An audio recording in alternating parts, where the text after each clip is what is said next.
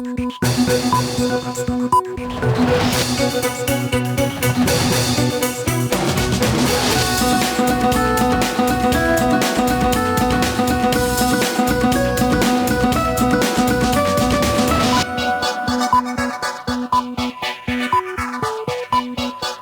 দুপুরের মাছরাঙা সংবাদে আপনাদের সঙ্গে আছে আমি ফারহানা পারভিন। শুরুতে জানিয়ে দিচ্ছি গার্ডিয়ান লাইফ ইন্স্যুরেন্স সংবাদ শিরোনাম। অমীমাংসিত বিষয়ে বিভিন্ন দলের সঙ্গে আজও ঐকমত্য কমিশনের বৈঠক। 31 জুলাইয়ের মধ্যে সনদ তৈরি করতে কাজ করছে কমিশন। সড়কে শৃঙ্খলা আনতে পুরনো এবং ফিটনেসবিহীন যানবাহন সরাতে ফের বিআরটি এর অভিযান। দেশে মেয়াদ উত্তীর্ণ যানবাহন ৭৫,০০০-এর বেশি। আজ রাঙামাটি এবং চট্টগ্রামে এনসিপির জুলাই পদযাত্রা। গণ অভ্যুত্থানে হতাহতদের জন্য সেল হচ্ছে, জানালেন আহ্বায়ক নাহিদ ইসলাম। শুনছিলেন শিরোনাম, এবার বিস্তারিত। জাতীয় ঐকমত্য কমিশনের সঙ্গে রাজনৈতিক দলগুলোর দ্বিতীয় দফার ১৪তম দিনের আলোচনা সকালে শুরু হয়েছে রাজধানীর ফরেন সার্ভিস একাডেমিতে। ৩০টি রাজনৈতিক দল এবং জোট এই আলোচনায় অংশ নিচ্ছে। কমিশনের সহসভাপতি অধ্যাপক আলী রিয়াজ শুরুতে বলেন, রাজনৈতিক দলগুলো অনেকগুলো বিষয়ে একমত হয়েছে। ৩১ জুলাইয়ের মধ্যে সনদ প্রস্তুত করতে কাজ করছে কমিশন। তিনি আরও জানান, তত্ত্বাবধায়ক সরকার গঠন নিয়ে আলোচনা হয়েছে, যেখানে কমিশন প্রস্তাব করেছে সংসদে মেয়াদ অবসান হবার ৪০ দিন আগে বা কোনো কারণে সংসদ ভেঙে গেলে পরবর্তী ৭২ ঘন্টার ভেতর তত্ত্বাবধায়ক সরকার গঠন চূড়ান্ত করতে হবে। দলগুলো এটির ওপর তাদের প্রস্তাব রেখেছে। প্রত্যেকটির ক্ষেত্রে আমাদের কাছে মনে হয়েছে যে সমস্ত উপাদান আপনাদের প্রস্তাবগুলোতে আছে, সেই প্রস্তাবগুলোর ভিত্তিতেই আমরা এই নতুন সংশোধিত সমন্বিত প্রস্তাবটা হাজির করেছি। আমরা আশা করছি যে আজকে আমাদের আলোচনার মধ্য দিয়ে আমরা এর একটা পরিণতির জায়গায়, একটা ঐকমত্যের জায়গায় আসতে পারবো। সড়কে শৃঙ্খলা ফেরাতে রাজধানী সহ দেশের সব জায়গায় পুরনো ফিটনেসবিহীন যানবাহন সরাতে অভিযান শুরু করেছে বিআরটিএ। রাজধানীর বিভিন্ন পয়েন্টে নির্বাহী ম্যাজিস্ট্রেটের তত্ত্বাবধানে অভিযান চালাচ্ছে বিআরটিএ। ২০ বছরের পুরনো বাস এবং ট্রাক ও যানবাহন সড়ক থেকে তুলে নেয়ার বিকল্প নেই বলেও জানানো হয়। বিআরটিএ বলছে, দেশে বর্তমানে ৭৫,০০০-এর বেশি মেয়াদোত্তীর্ণ যানবাহন চলাচল করছে। এর মধ্যে রাজধানীতে রয়েছে ৫,৫০০ bus, mini bus, truck, covered van এবং ট্যাঙ্ক লরি। এখন বাসগুলো বলছি এই কারণে, বিকজ এখানে আমরা দেখেছি আমাদের নিবন্ধিত যে বাসের সংখ্যা, সেই সংখ্যার চেয়ে কিন্তু আসলে রিয়েলিটি হচ্ছে অনেক বেশি বাস চলছে। আমি সুনির্দিষ্ট বলে বলছি যে এইটাকে সলিউশন করার জন্য যে স্টেপগুলো নেওয়া প্রয়োজন, আমরা সবগুলো স্টেপই নেব। প্রতিশ্রুতি অনুযায়ী অন্তর্বর্তী সরকার ফেব্রুয়ারিতে নির্বাচন দেবে, সেখানে জনগণের সরকার গঠিত হবে বলে আশা প্রকাশ করেছেন বিএনপি মহাসচিব মির্জা ফখরুল ইসলাম আলমগীর। বলেন, ভিন্ন মত ধারণ করে বিএনপি একটি রেইনবো রাষ্ট্র নির্মাণ করতে চায়। জুলাই আন্দোলনের বর্ষপূর্তি উপলক্ষে বিএনপি মাসব্যাপী কর্মসূচির অংশ হিসেবে কৃষক দলের উদ্যোগে সকালে জিয়া উদ্যানে নিম গাছ লাগান বিএনপি মহাসচিব। এর আগে সেখানে সংক্ষিপ্ত সমাবেশ করেন তিনি। আরও বলেন, শেখ হাসিনা মানব জাতির কলঙ্ক, মানুষ হত্যা করে পুড়িয়ে মেরেছে শেখ হাসিনা, তাই তাকে কখনোই ক্ষমা করা যাবে না। হাসিনাকে কোনোদিন ক্ষমা করা যাবে না। হাসিনা হচ্ছে মানব জাতির একটা কলঙ্ক, হাসিনা হচ্ছে মায়েদের একটা কলঙ্ক। আমাদেরকে প্রথম কাজ হবে এদের বিচার করা। গণ অভ্যুত্থানে নিহত এবং আহতদের জন্য এনসিপির পক্ষ থেকে সেল গঠন করা হচ্ছে বলে জানান জাতীয় নাগরিক পার্টি এনসিপির আহ্বায়ক নাহিদ ইসলাম। সকালে চট্টগ্রামে গণ অভ্যুত্থানের শহীদ শান্তর পরিবারের সঙ্গে দেখা করেন তিনি। এ সময় জুলাই আন্দোলনের মামলার আসামিদের গ্রেফতারের দাবি জানান শহীদ পরিবারের সদস্যরা। পরে জুলাই পদযাত্রা কর্মসূচির অংশ হিসেবে রাঙ্গামাটির উদ্দেশ্যে রওনা হন এনসিপির শীর্ষ নেতারা। শুরুতে তারা জেলার কাউখালী উপজেলার ঘাগড়া থেকে মোটর যাত্রা সহকারে শহরের রাজবাড়ী এলাকায় পৌঁছান। সেখান থেকে পদযাত্রা নিয়ে শহরের প্রধান সড়ক প্রদক্ষিণ করেন এনসিপির স্থানীয় এবং কেন্দ্রীয় নেতারা। এরপর বনরূপা এলাকায় গিয়ে পথসভা করছেন তারা। কর্মসূচি ঘিরে যাতে কোনো অপ্রীতিকর পরিস্থিতি না হয় সেজন্য আইনশৃঙ্খলা বাহিনী কঠোর অবস্থানে রয়েছে। রাঙামাটিতে পথসভা শেষে চট্টগ্রামের উদ্দেশ্যে রওনা হবেন তারা।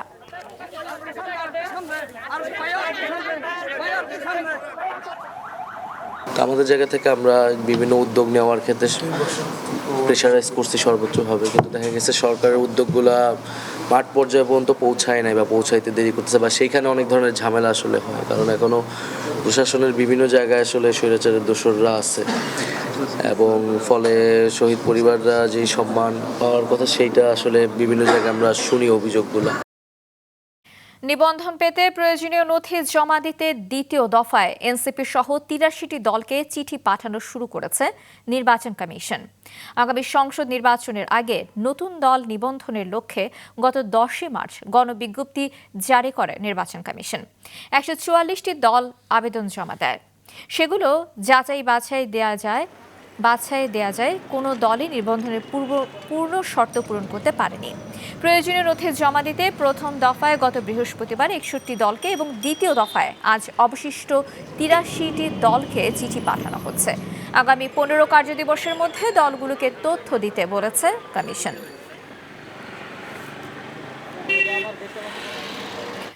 জুলাই আগস্টে সংগঠিত হত্যা এবং মানবতা বিরোধী অপরাধের পৃথক ৭ মামলায় ওবায়দুল কাদের, আনিসুল হক, দীপু মনি সহ ৪৫ জনের বিরুদ্ধে তদন্ত রিপোর্ট ১৫ অক্টোবর দাখিলের নির্দেশ দিয়েছেন আন্তর্জাতিক অপরাধ ট্রাইব্যুনাল।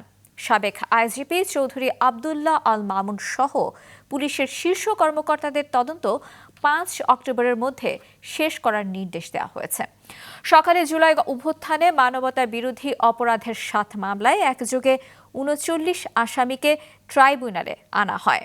পরে আন্তর্জাতিক অপরাধ ট্রাইব্যুনালের চেয়ারম্যান বিচারপতি মোহাম্মদ গোলাম মর্তুজা মজুমদারের নেতৃত্বাধীন ট্রাইব্যুনাল এ আদেশ দেন।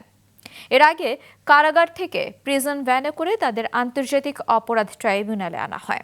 আন্তর্জাতিক অপরাধ ট্রাইব্যুনালের চেয়ারম্যান বিচারপতি মোহাম্মদ গোলাম মর্তুজা মজুমদারের নেতৃত্বাধীন ট্রাইব্যুনাল ১-এ এসব মামলার শুনানি অনুষ্ঠিত হবে। চট্টগ্রাম কাস্টমস হাউসের গত বছরের চেয়ে এবার প্রায় ৬.৫ কোটি টাকার বেশি রাজস্ব আদায়ের রেকর্ড গড়েছে।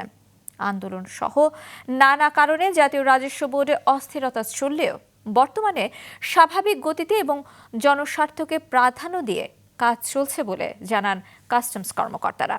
নাজমুল সাদিকের রিপোর্ট। এককভাবে দেশের সবচেয়ে বড় শুল্ক পয়েন্ট চট্টগ্রাম কাস্টম হাউস গেল অর্থ বছরে রাজস্ব আদায় করেছে রেকর্ড ৭৫,৪৩২ কোটি টাকা। এর আগের বছর যা ছিল ৬৮,৭৫৫ কোটি। আগের অর্থ বছরের তুলনায় প্রায় এটা ৬ থেকে ৭,০০০ কোটি টাকা বেশি, এটা প্রবৃদ্ধি প্রায় 10%-এর মতো। বিগত অর্থ বছরে তার আগের অর্থ বছর থেকে যেহেতু আমরা সারপ্লাস করতে পেরেছি, আমাদের আশা এবং লক্ষ্য থাকবে যে বর্তমান অর্থ বছর আমরা বিগত অর্থ বছরের থেকে আবার যেন বেশি প্রবৃদ্ধি অর্জন করতে পারি। আমরা তো বেসিক্যালি 24/7 সার্ভিস আমাদের আছে, সেগুলি চলছে। কিছু সার্ভার বা অন্যান্য কোনো থাকলেও আমরা একটু লং টাইম আমাদের অফিসাররা কাজ করে সেটা কভার করে দিচ্ছি আর কি। রাজস্ব আহরণের ধারাবাহিকতা বজায় রাখতে কাস্টমস কর্মকর্তাদের ব্যবসা বান্ধব মানসিকতা ও অংশীদারদের মতামত নিয়ে সমন্বিতভাবে কাজ করার পরামর্শ ব্যবসায়ীদের। ব্যবসা বান্ধব নীতিমালা যেভাবে প্রণয়ন করবে, এরপর আপনার ট্যাক্স নেট যেটা আমরা বৃদ্ধিকরণের কথা বলছি, যে শুধু যারা ট্যাক্স দিচ্ছে বর্তমানে তাদের উপর শুধু ট্যাক্সের বোঝা চাপায় না দিয়ে যারা ট্যাক্স দেওয়ার উপযোগী আছে আরও দেশের বাইরে, নেটের বাইরে যারা আছে ওদেরকে এখানে আনতে হবে। কাস্টমস এবং রেভিনিউ বাংলাদেশের যেখানে অর্থনীতির হার্ট, সেখানে আমি আন্দোলন করতে গিয়ে কোথায় যাচ্ছি সেটা স্মরণ রাখতে হবে। কারণ আমি এমন একটা জায়গায় আছি, আমাদের যারা কাস্টমসের কর্মকর্তাবৃন্দ, এনবিআরের কর্মকর্তাবৃন্দ, তারা বাংলাদেশের অর্থনীতির 60% যেখান থেকে যোগান দেওয়া হয় সেখানে আছে। সুতরাং কাস্টম বন্দরের ব্যাপারে কোনো সিদ্ধান্ত এবং আন্দোলন করার পূর্বে অনেক চিন্তা ভাবনা করা উচিত, আমাদের জাতীয় চেতনা আসা উচিত আমাদের। গেল অর্থ বছরে দেশে রাজনৈতিক অস্থিরতা, কাস্টম হাউসে বিক্ষোভ ও শাটডাউন কর্মসূচি সহ জটিল সময় পার করেছে। জনস্বার্থ বিবেচনায় এখন ছুটির দিন সহ রাতেও শুল্কায়ন করা হচ্ছে বলে জানিয়েছেন কাস্টমস কর্মকর্তারা। নাজমুল সাদিকি, মাছরাঙ্গা সংবাদ, চট্টগ্রাম। গোপালগঞ্জে জাতীয় নাগরিক পার্টির সমাবেশে হামলা এবং সংঘর্ষের ঘটনা ঘিরে পরিস্থিতি এখনও স্বাভাবিক হয়নি। কারফিউর পর নতুন করে 144 ধারা জারি করেছে প্রশাসন। গতরাতে এক বিজ্ঞপ্তিতে বলা হয়, জেলার আইনশৃঙ্খলার সার্বিক পরিস্থিতি বিবেচনা করে সকাল 6টা থেকে রাত 8টা পর্যন্ত 144 ধারা জারি করা হয়েছে। এদিকে এর প্রভাবে জেলার বিভিন্ন এলাকার অধিকাংশ দোকানপাট এবং ব্যবসা প্রতিষ্ঠান বন্ধ রয়েছে। তবে সড়কগুলোতে যান চলাচল স্বাভাবিক থাকলেও পরিবহনের সংখ্যা কম। 144 ধারার আওতামুক্ত থাকায় বিভিন্ন শিক্ষা প্রতিষ্ঠানের কেন্দ্রগুলোতেও যথাসময়ে অনুষ্ঠিত হয়েছে এইচএসসি পরীক্ষা। চলছে জাতীয় বিশ্ববিদ্যালয়ের অনার্স 4র্থ বর্ষের পরীক্ষাও। একই সঙ্গে সরকারি অফিসসমূহ এবং জরুরি পরিষেবাগুলো এই ধারার আওতামুক্ত রয়েছে বলে জানিয়েছে প্রশাসন।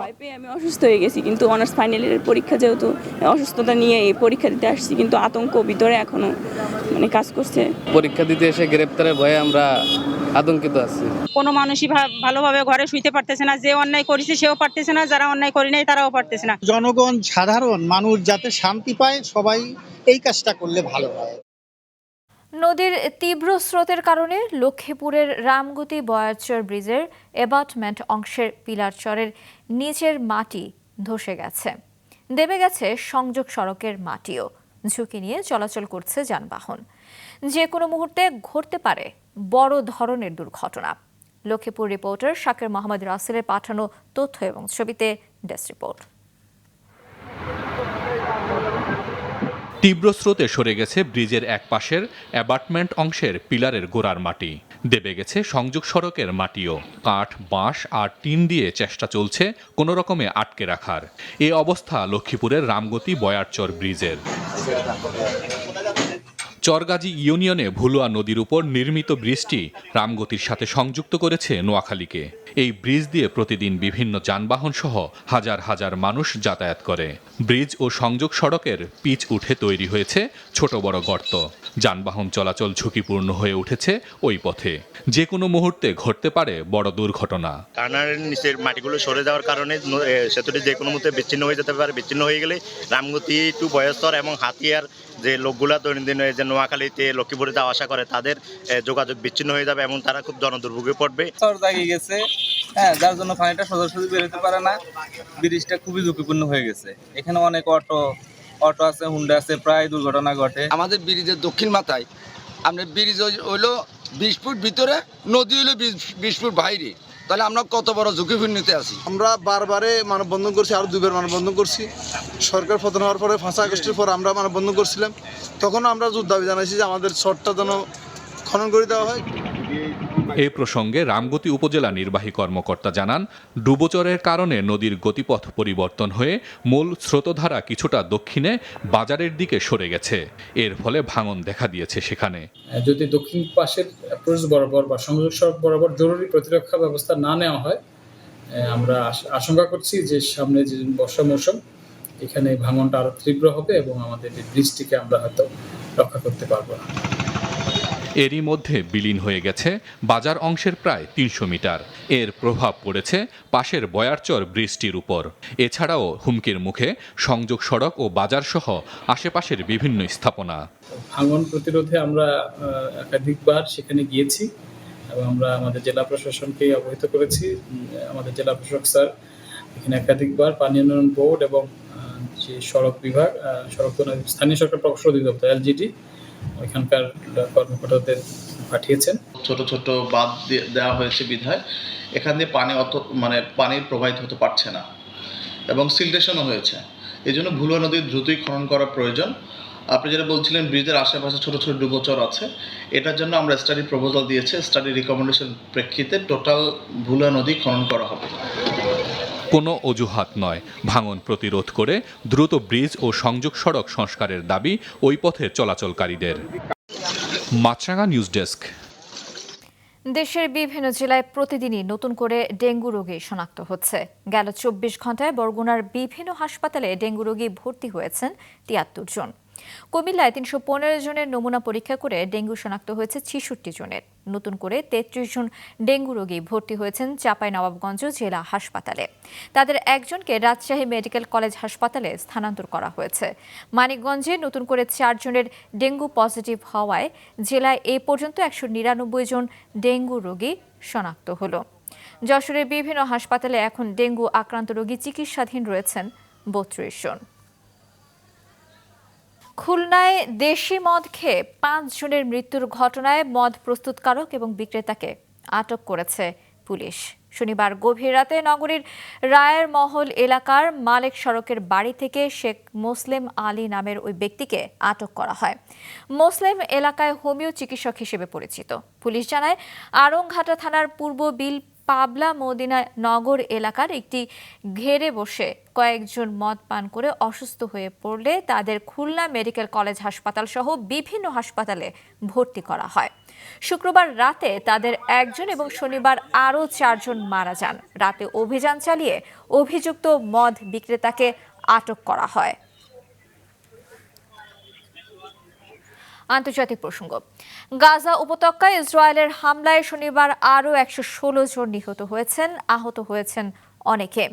গাজার দক্ষিণে খান ইউনুসের দক্ষিণ পশ্চিমাঞ্চল এবং রাফায়ের উত্তর পশ্চিমে ২টি স্থানে এই হতাহতের ঘটনা ঘটে। এর মধ্যে যুক্তরাষ্ট্র সমর্থিত গাজা হিউম্যানিটেরিয়ান ফাউন্ডেশন জিএইচএফ এর সহায়তা কেন্দ্রের সামনে ত্রাণ আনতে গিয়ে গুলিবিদ্ধ হয়ে মারা যান ৩৮ জন। এদিকে ইসরায়েলের মানবিক সহায়তা বন্ধ এবং অবরোধের মধ্যে গাজা সিটির আল শিফা হাসপাতালে অপুষ্টিতে ৩৫ দিন বয়সী এক শিশুর মৃত্যু হয়েছে। ভিয়েতনামে আকস্মিক ভারী বৃষ্টি এবং বজ্রসহ ঝড়ের কবলে পড়ে পর্যটকবাহী একটি নৌকা ডুবে অন্তত ৩৮ জনের মৃত্যু হয়েছে। স্থানীয় সময় শনিবার দুপুরে উত্তরাঞ্চলের পর্যটন এলাকা হাল লং বেতে এই নৌকাডুবির ঘটনা ঘটে। নৌকাটিতে ৫৩ জন আরোহী ছিলেন। ১১ জনকে জীবিত উদ্ধার করা হয়েছে। এদিকে উত্তর ভিয়েতনামের একটি ধেয়ে আসা ঘূর্ণিঝড় উইফা হালং বে উপকূলেও আঘাত হানতে পারে। উইফার প্রভাবে দক্ষিণ কোরিয়ার গেপিয়ং শহরে বুধবার থেকে শুরু হওয়া প্রবল বৃষ্টির কারণে ভূমিধস এবং বন্যায় নিহতের সংখ্যা বেড়ে ১৪তে দাঁড়িয়েছে। চীনের হাইনান এবং গুয়াংডং প্রদেশে ঝড়ো বাতাস বইছে। হংকংয়ে বাতিল হয়েছে ২০০রও বেশি ফ্লাইট। দুপুরের সংবাদ শেষ করছে, যাবার আগে গার্ডিয়ান লাইফ ইন্স্যুরেন্স সংবাদ শিরোনামগুলো আরও একবার। অমীমাংসিত বিষয়ে বিভিন্ন দলের সঙ্গে আজও ঐকমত্য কমিশনের বৈঠক। ৩১শে জুলাইয়ের মধ্যে সনদ তৈরি করতে কাজ করছে কমিশন। সড়কে শৃঙ্খলা আনতে পুরনো এবং ফিটনেসবিহীন যানবাহন সরাতে ফের বিআরটিএর অভিযান। দেশে মেয়াদোত্তীর্ণ যানবাহন ৭৫,০০০-এর বেশি। আজ রাঙামাটি এবং চট্টগ্রামে এনসিপির জুলাই পদযাত্রা। গণ অভ্যুত্থানে হতাহতদের জন্য সেল হচ্ছে, জানালেন আহ্বায়ক নাহিদ ইসলাম। এ ছিল এখনকার মতো। আমাদের পরবর্তী সংবাদ বিকেল ৫টায় দেখার আমন্ত্রণ।